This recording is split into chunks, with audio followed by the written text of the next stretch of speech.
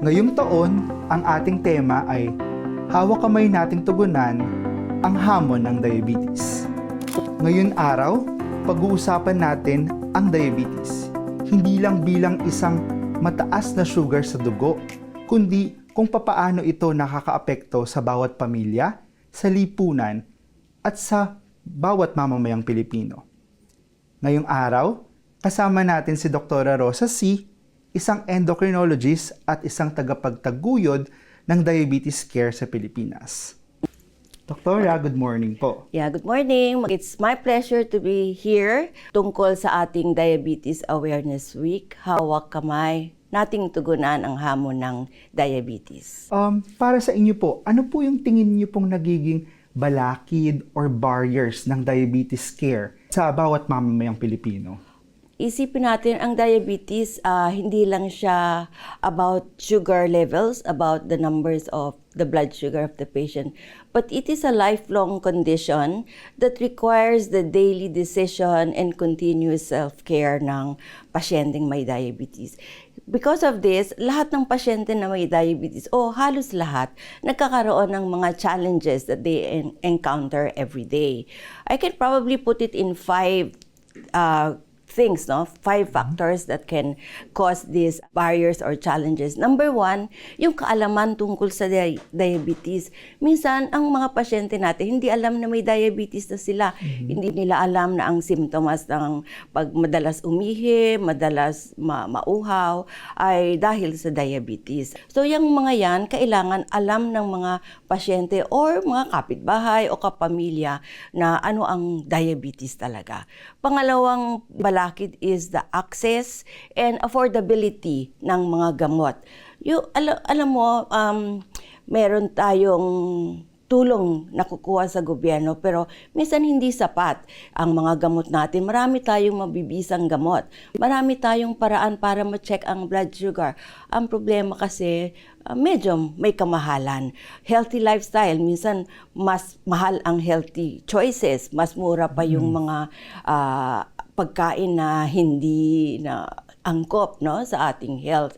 Tapos, masyadong busy sa trabaho. So, that goes to the lifestyle intervention. Ang lifestyle natin, kaya in the first place, nagkaroon ng diabetes ang mga pasyente nating may diabetes kasi may lahi na sila and yet yung lifestyle nila mali. Hindi sila kumakain ng sapat, hindi kumakain ng tama, masyadong stressful ang buhay. Yung emotional stress nila, psychological burden, iniisip nila, kailan ba ito matatapos? Napakabigat naman ang pasaning ko dahil may diabetes ako. And panglima, yung suporta ng social, ng ating community at saka ng family. Yun ang very important. They play a crucial role in the success in the management of diabetes. Kailangan yung mga kamag-anak at saka yung community mismo tutulungan yung pasyenteng may diabetes. Hindi pa sila yung magbibigay ng mga pagkaing bawal. Hindi yun, sige manigarilyo ka kasi cool yan. Yan yung mga bagay na dapat nating ituro sa ating mga community, mga kapitbahay. At saka sa mga kapamilya naman, kailangan natin i-support na huwag na kayong bibili o maglalagay ng mga pagkain sa bahay na ikakasama ng ating pasyente. Yan yung ating, kung maalala mo, meron tayong hawak kamay program na gawa ng Philippine College of Endocrinology and Metabolism. Bawat Pilipino na may diabetes, hindi mag-iisa sa kanilang paglaban sa diabetes.